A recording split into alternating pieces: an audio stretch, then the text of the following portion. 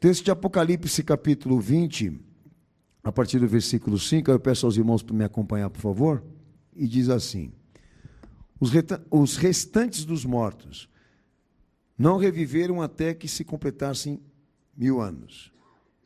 Esta é a primeira ressurreição. Bem-aventurado e santo é aquele que tem parte na primeira ressurreição, e sobre esses a segunda morte não tem autoridade. Pelo contrário, serão sacerdotes de Deus e de Cristo e reinarão com ele os 1000 anos.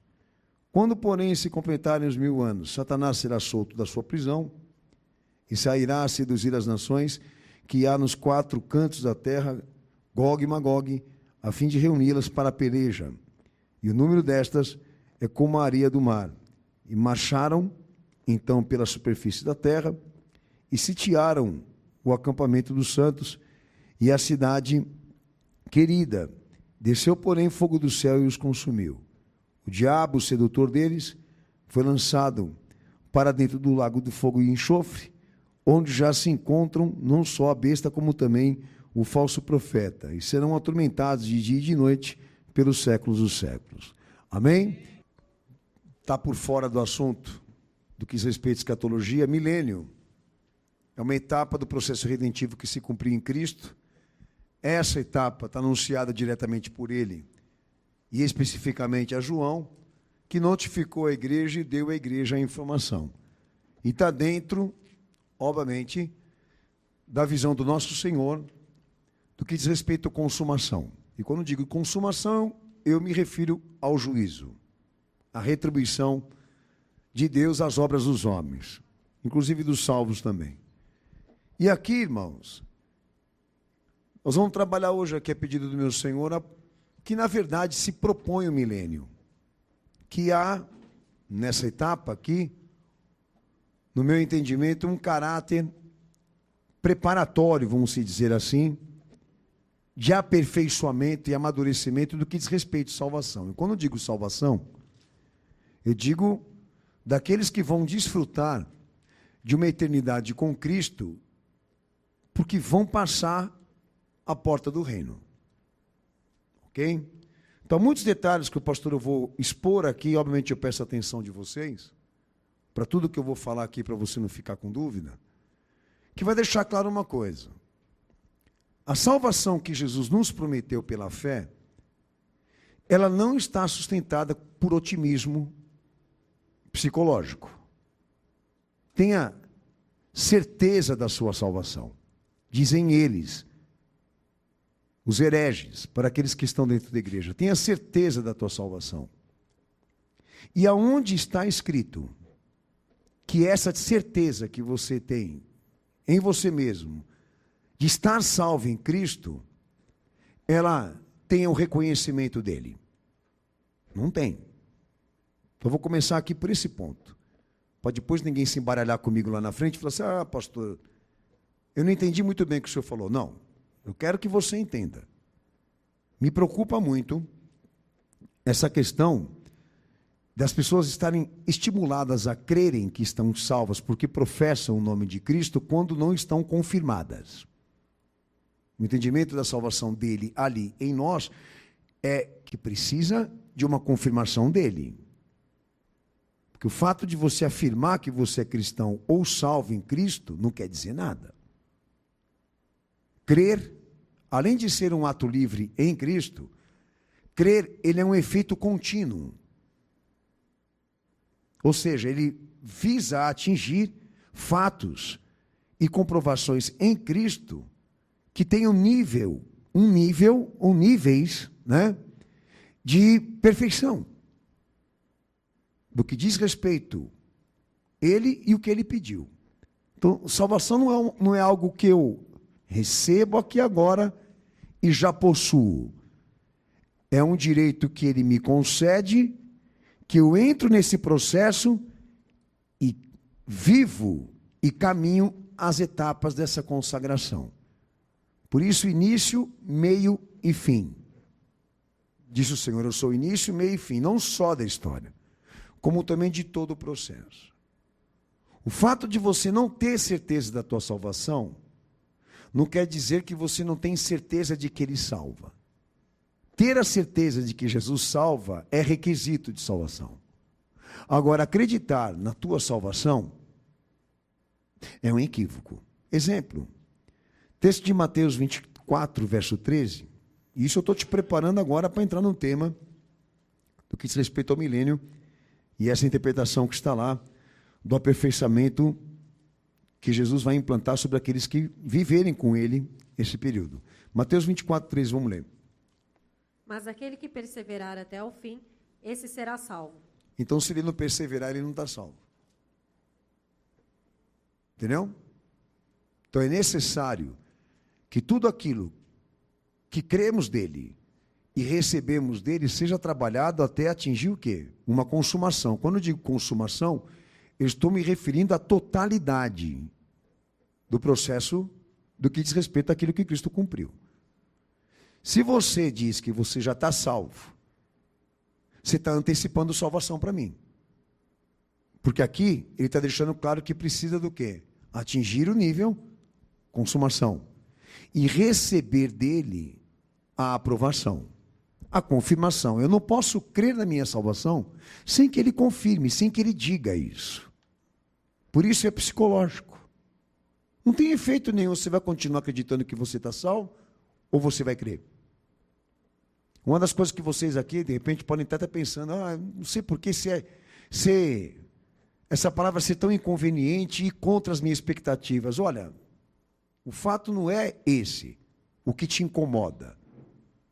Entendeu? O fato é que a verdade aqui vai ter que prevalecer. O fato de você pensar assim não quer dizer nada. Ou acreditar nisso não quer dizer nada, porque nem você, nem eu, nem ninguém aqui tem autoridade para dar o veredito do sim e do não, certo? Então eu posso crer que ele salva e receber dele o direito de dar início a essa trajetória de conversão, de transformação e salvação. Mas dizer estou salvo, isso vai ter que partir dele, não de você. Um outro exemplo, Mateus 25, verso 31 ao 34. E quando o Filho do Homem vier em sua glória, e todos os santos anjos com ele, então se assentará no trono da sua glória. E todas as nações serão reunidas diante dele, e apartará uns dos outros, como o pastor aparta dos bodes as ovelhas. E porá as ovelhas à sua direita, mas os bodes à esquerda. Então dirá o rei aos que estiverem à sua direita: Vinde, benditos de meu Pai, possuí por herança o reino que vos está preparado desde a fundação do mundo. Amém? Então você vê, está partindo dele essa confirmação e essa autorização de quem é e quem não é. Ele vai fazer o reconhecimento, ele vai fazer a separação, ele vai fazer a distinção, porque cabe a ele essa autoridade. Já a mim, já a você, nós somos parte desse processo. Então, o fato de você acreditar, de você viver essas expectativas, essas convicções, não tem efeito nenhum aqui. Até para a questão do reconhecimento do que é cristão. Esse reconhecimento do que é ser cristão, do que é um cristão, sai de mim, sai de você? Não, não sai de mim nem de você, sai da rocha, sai da pedra. Os elementos estão ali.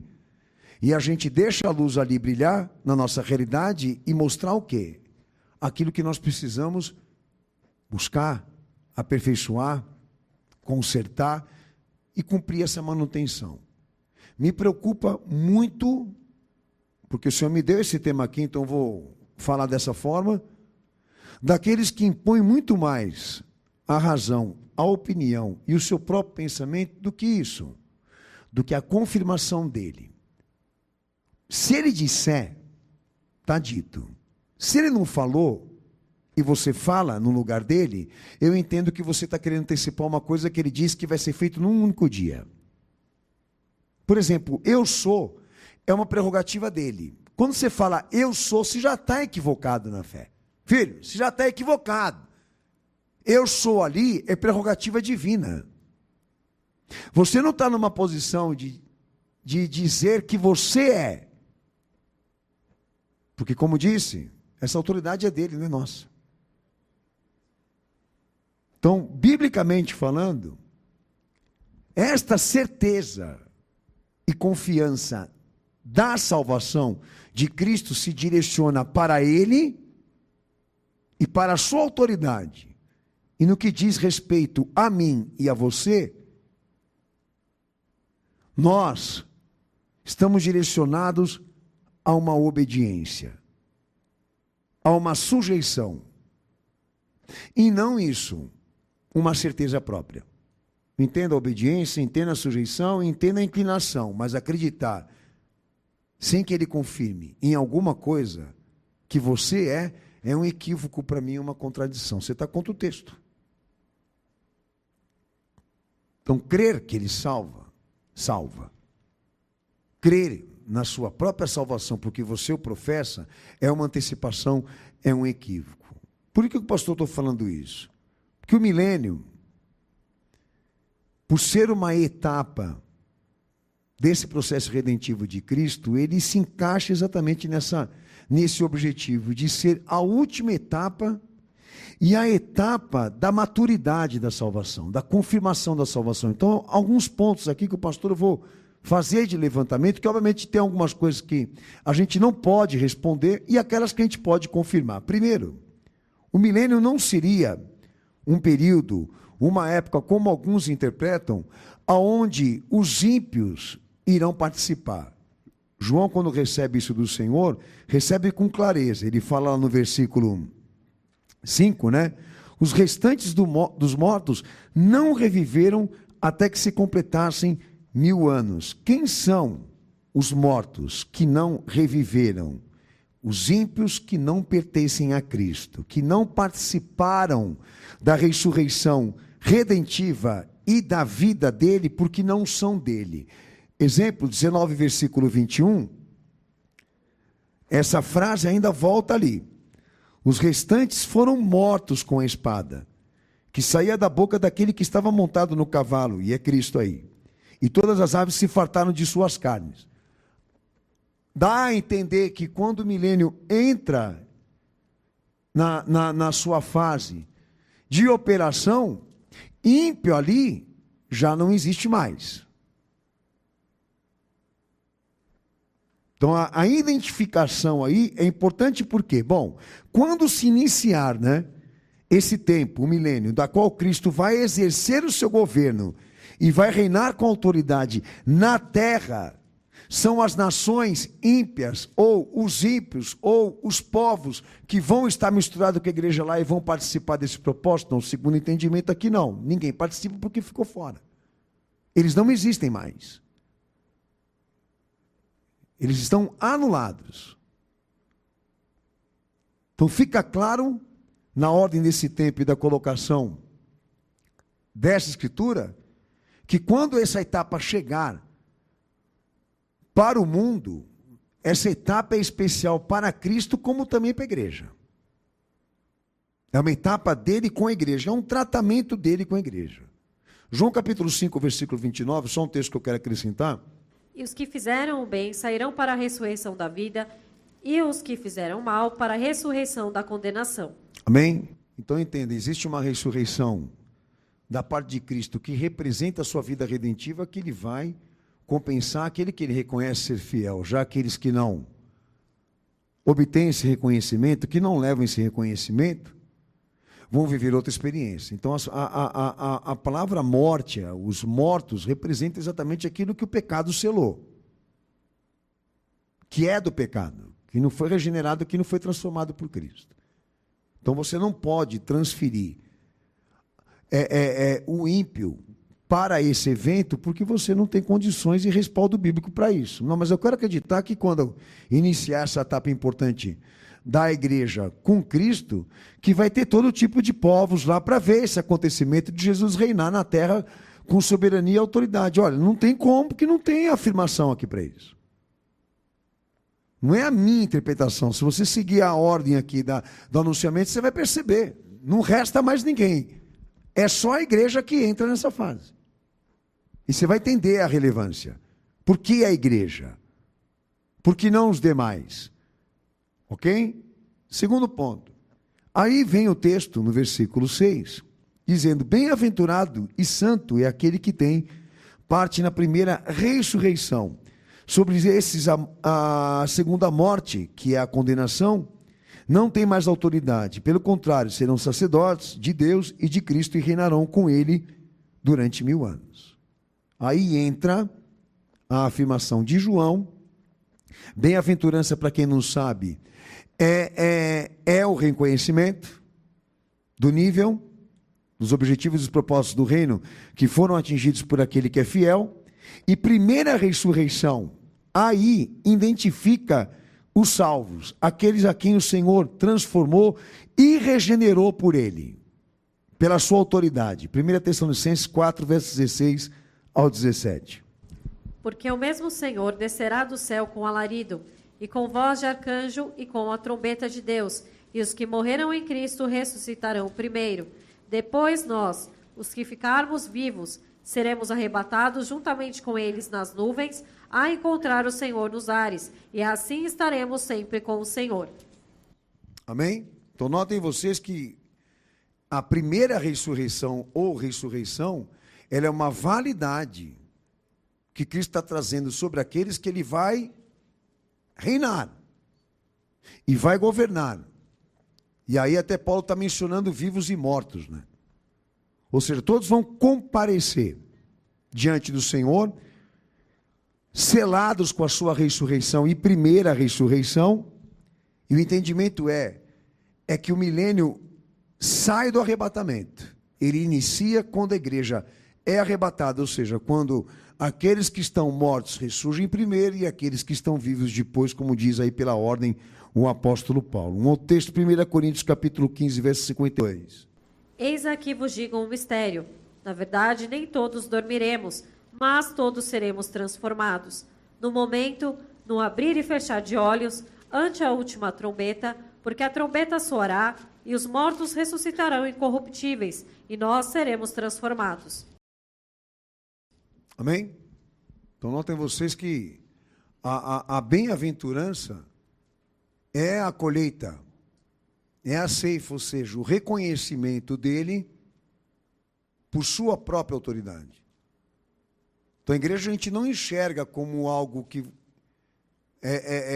enxerga como templo. Nós não identificamos igreja pela placa, pela sua arquitetura, pela sua aparência, mas por aqueles que estão escritos no livro da vida e Jesus identifica e reconhece. A igreja aqui é fiel, ela é algo concreto, fiel, exclusivo de Cristo. Então nós não temos condição aqui de saber quem é a igreja e quem não é, mas quando ele voltar, quando ele vier, quando ele chamar para a primeira ressurreição, ele vai dizer quem. Ele vai apontar quem é. Até lá, a mistura. Até lá, a baderna, o caos. Essa é a fase que nós estamos. Mas vai chegar um dia que ele vai arrumar isso. Que ele vai pôr em ordem esse cenário. Essa bagunça. Porque ele vai separar quem é daquele que não é. E aquele que é, vai receber o direito de viver a primeira ressurreição, ou seja, de exercer a bem-aventurança e subir num plano acima desse em que estamos aqui, com ele. Ok? Então o entendimento é que o milênio, quando ele é transferido para a terra, ele sai do arrebatamento de uma experiência direta de Cristo com a igreja. Então existe uma preocupação aqui de você não aplicar ressurreição para aquilo que não está alinhado com a doutrina dele e com a verdade dele, tá? Primeira ressurreição aqui define, foi trabalhado por Jesus, é bem-aventurado, é fiel, o resto é ímpio, é pagão, é palha. Você precisa entender isso. Então vai ser um processo seletivo já, de imediato, pela volta dele arrebatamento da igreja, ele vai fazer essa seleção, essa separação, e como o pastor disse aqui, é uma preocupação, minha e tua. Aonde nós nos encaixamos nisso? Dizemos que se existe alguma coisa que nós estamos esperando para acontecer aí na frente, é isso aqui. É o encontro dele com a igreja, e a arrumação desse cenário. Então quando entra o milênio, ali é uma fase particular do Senhor com a igreja, e o entendimento agora, obviamente, vai chegar mais ainda para os irmãos, de um período de aperfeiçoamento, como também provação. Exemplo, tanto aperfeiçoamento como provação já são exigidos de nós desde o início do processo redentivo de Cristo. Hebreus 10, verso 14, vamos lá?